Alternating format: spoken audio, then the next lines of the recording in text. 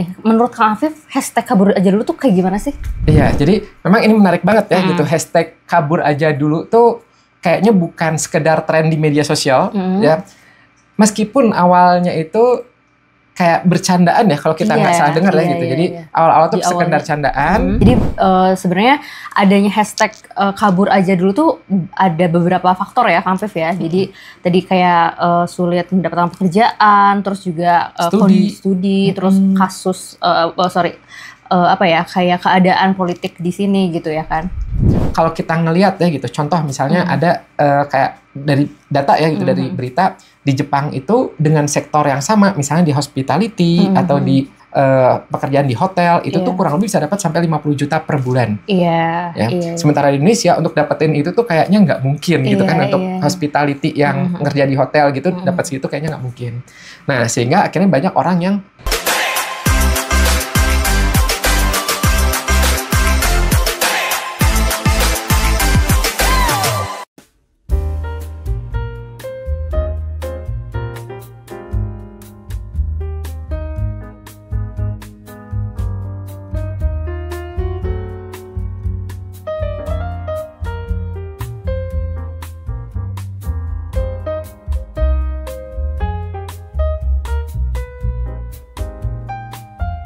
Halo teman-teman semua, kembali lagi di Gravocast bersama saya Dania. Nah, hari ini kita akan membahas tentang fenomena yang semakin ramai diperbincangkan di sosial media, yaitu hashtag kabur aja dulu. Nah, ini banyak anak muda Indonesia nih yang memiliki keinginan untuk pindah ke luar negeri demi kehidupan yang lebih baik. Nah, tapi apakah semua orang benar-benar siap untuk melangkah ke luar negeri? Nah, juga apakah kepribadian seseorang ini tuh berpengaruh atau berperan penting nih dalam keberhasilan mereka di luar negeri? Nah, untuk membahas topik ini bersama saya ada Kang Afif. Halo Kang Afif. Halo Dania, halo rekan-rekan semua. Nah, jadi hari ini kita akan bahas nih Kang Afif ya tentang hashtag kabur aja dulu nih. Sebenarnya nanti akan berpengaruh nggak sih tentang kepribadian kita nanti di istilahnya kayak di dalam negeri maupun di luar negeri ya Kang Afif ya? Iya, jadi memang ini menarik banget ya gitu. Hashtag kabur aja dulu tuh kayaknya bukan sekedar tren di media sosial ya. Meskipun awalnya itu kayak bercandaan ya kalau kita nggak salah dengar ya gitu. Jadi awal-awal tuh sekedar candaan. Nah, tapi di sisi itu sebenarnya tuh kayak alarm buat kita bahwa ternyata di luar sana banyak anak muda yang merasa hidup di sini tuh nggak memberikan cukup ruang untuk berkembang. Dan mereka juga mikir, gimana nih kalau kita nyoba peruntungan di luar negeri? Nah itu. Jadi muncullah akhirnya hashtag kabur aja dulu. Nah, oke deh. Ini Kang Afif, sebelum kita berpengaruh ke kepribadian kita atau misalkan nanti kita di sini atau di luar negeri. Nah, Kang boleh ceritain nggak nih? Menurut Kang Afif, hashtag kabur aja dulu tuh kayak gimana sih? Iya, jadi kalau yang kami ketahui ya, itu hashtag kabur aja dulu itu awalnya kan tadi muncul di media sosial. Seperti di Twitter ya, di X itu sama di TikTok. Nah, waktu itu tuh awalnya memang konteksnya tuh bercanda. Kayak, aduh capek deh gitu, kabur aja dulu deh ke luar negeri.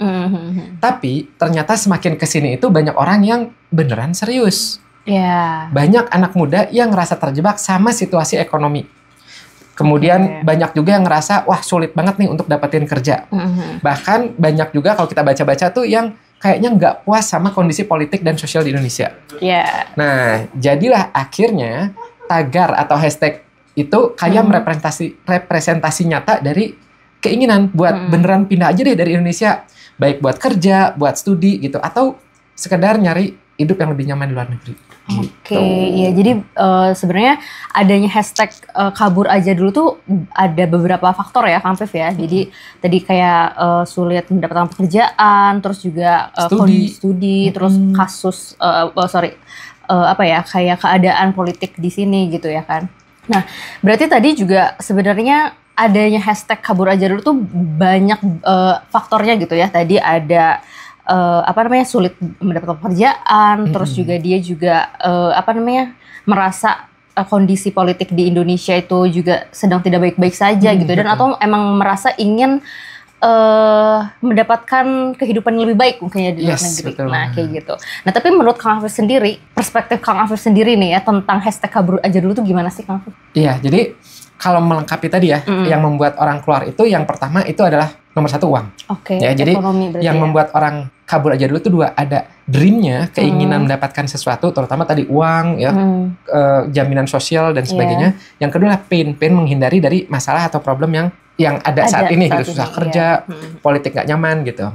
Nah untuk uang aja itu kalau kita ngelihat ya gitu, contoh misalnya ada kayak dari data ya gitu, dari berita di Jepang itu dengan sektor yang sama, misalnya di hospitality atau di pekerjaan di hotel itu tuh kurang lebih bisa dapat sampai 50 juta per bulan. Ya.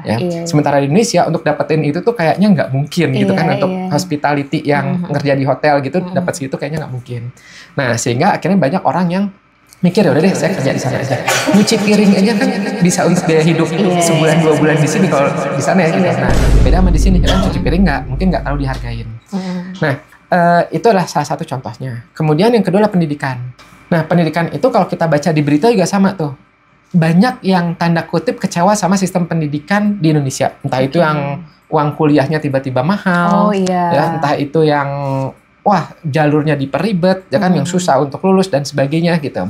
Nah itu dan juga dengan ibaratnya mah kayak ilmu-ilmunya tuh banyak yang ilmu-ilmu yang belum update gitu. Nah, sehingga udah deh mendingan keluar negeri aja karena dianggapnya sebagai sumber ilmu pengetahuan gitu dari luar negeri. Kemudian juga dari kesejahteraan. Betapa sering kita ngelihat ya kalau misalnya di luar negeri ya, meskipun nggak semua negara ya gitu, tapi banyak lah yang merepresentasikan Australia misalnya, Amerika ya, Jepang misalnya. Itu tuh yang ibaratnya kehidupan kesehatan mereka tuh terjamin. Ini kan mulai dari lahiran, kemudian anak kecil, ya, remaja, dewasa itu terjamin. Keindahan-keindahan itulah yang sering kali terlihat oleh kita-kita yang ada di sini. Wow, enak tuh ya gitu, kayaknya diperhatiin hidup di sana tuh kayaknya kita dimanusiakan seperti itu gitu.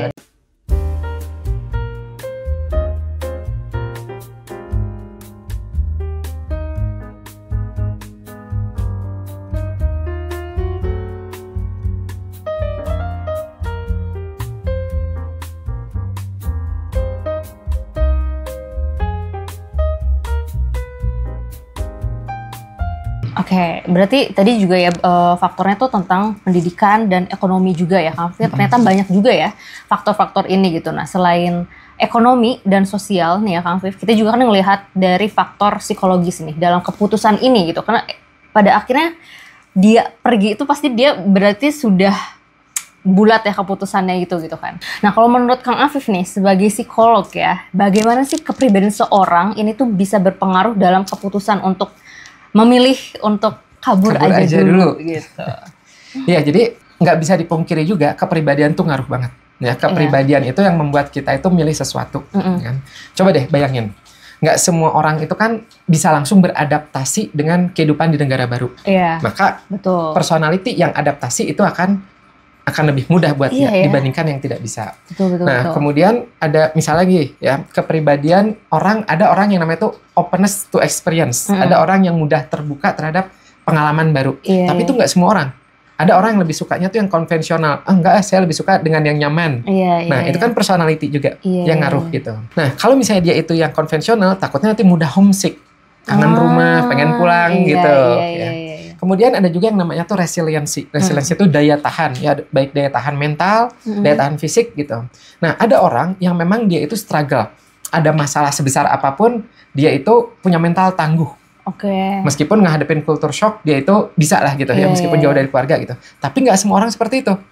Ada yang ditinggal sedikit aja, dia, udah panik, udah ngerasa sendiri gitu. Nah, terus yang nggak kalah penting yaitu adalah kemandirian. Atau kalau di dunia psikologi atau grafologi ada yang namanya self confidence, percaya diri kan gitu.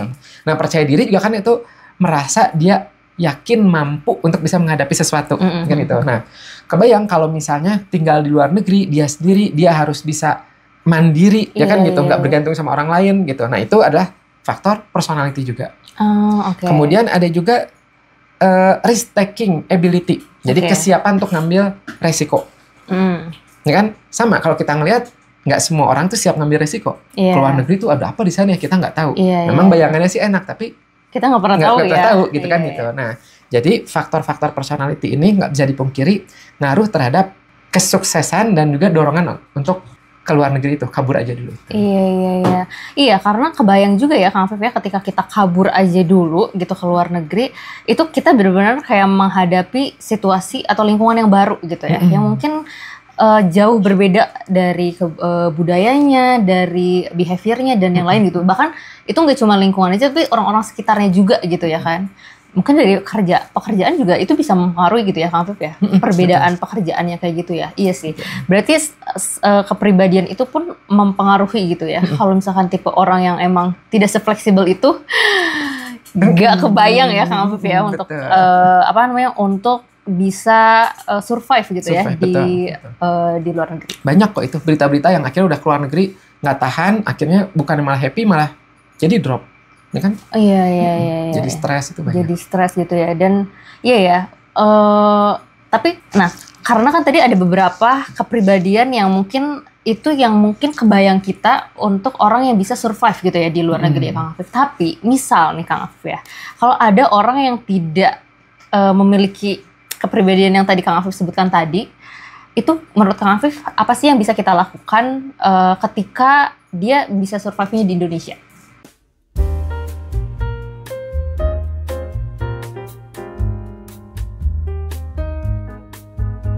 Oke, jadi maksudnya adalah bagaimana apa yang terjadi ketika ada orang yang pengen sih gitu kabur aja dulu, tapi realita takdir mengharuskan dia tetap di Indonesia. Kayak gitu. Nah, sebenarnya kalau menurut aku tuh sebenarnya kita stay di Indonesia pun itu tidak apa-apa kok gitu, baik-baik saja gitu. Sementara selama kita bisa memanfaatkan semua hal baik yang ada di Indonesia sambil kita mengantisipasi keburukannya. Contoh misalnya gini. Gimana untuk kita di Indonesia bisa meningkatkan skill. Bisa misalnya belajar berbagai informasi baru. Kayak tadi misalnya, susah tuh untuk cari kerja di Indonesia, kan ada yang bilang gitu kan. Ya udah, berarti belajar bagaimana misalnya entrepreneur atau misalnya jadi freelance gitu. Atau kalau enggak belajar hal-hal coding misalnya, bikin aplikasi sendiri, bikin kue misalnya gitu. Jadi skill-skill itu bisa dipelajarin. Apalagi sekarang itu kan dunia udah online ya. Banyak digital tuh sekarang sangat berkembang banget, yang kita tuh bisa bekerja sebenarnya dari mana aja gitu. Itu contohnya. Nah, terus yang nggak kalah penting itu adalah kadang bukan tempatnya yang salah ya, tapi cara kita memandang atau menghadapi situasi. Nah, oleh karena itu harapannya lah kita bisa fokus pada hal-hal positif, pada hal-hal yang bisa kita kontrol gitu. Jadi terus aja belajar bagaimana untuk mengontrol diri dan mengembangkan potensi diri. Nah, kemudian yang penting banget adalah harus jaga kesehatan mental. Salah satunya dengan cara meminimalisir baca berita-berita negatif. Setuju ya, karena itu secara tidak langsung itu bisa membuat gitu kayaknya tuh masalah aja yang ada di depan mata. Iya, betul. Gitu. Nah, setuju. Nah ini untuk rekan-rekan nih ya yang suka media sosial, itu jangan lupa ngekliknya itu adalah yang positif-positif aja. Karena kan itu ada algoritmanya ya kalau di media sosial. Jadi kalau misalnya kita ngeklik yang berita, wah ini masalah gitu ya, apakah itu korupsi apa dan sebagainya, nanti kan lama-kelamaan tuh berita akan muncul lagi gitu ya. Terus gitu. Maka lama-kelamaan setiap kali kita buka handphone, aplikasi, kayaknya tuh masalah banget. Iya, padahal bisa jadi ketika kita yang tadinya sebenarnya itu nggak masuk, terus bisa jadi kita melihat peluang-peluang ya Kang Afif ya. Betul. Nah, coba berarti biasakan mulai tuh yang ini udah unfollow tidak tertarik gitu. Tapi ketika ngeliat ada peluang-peluang, misalnya bagaimana mendapatkan cuan ya gitu dengan digital dengan mudah dari rumah. Nah, itu di like, di follow, di ini sehingga nanti algoritma tuh akan kelihatan yang terang-terang di situ, yang ternyata gampang gitu.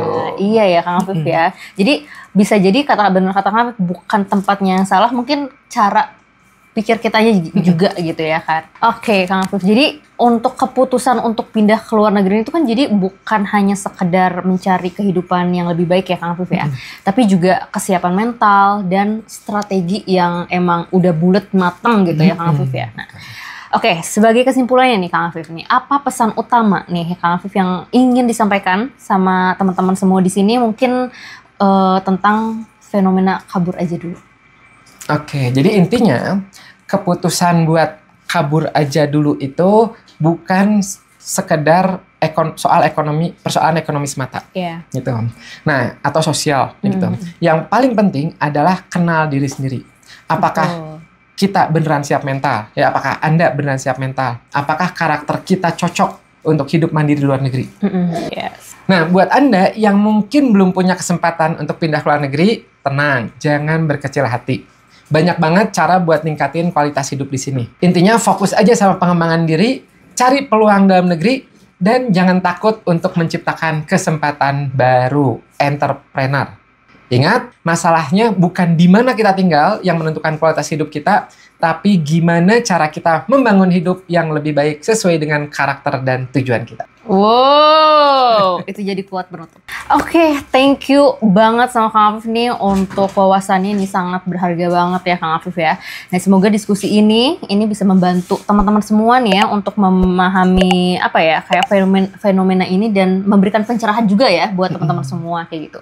Nah, kalau teman-teman semua ini tipe yang kabur aja dulu atau stay in Indonesia, coba sharing kalian di kolom komentar. Oke, kalau kayak gitu, terima kasih Kang Afif. Thank you banget Dania, thank you rekan-rekan semua. Nanti kita akan ketemu lagi di video selanjutnya, jadi stay tune di Grafologi Indonesia. Bye-bye.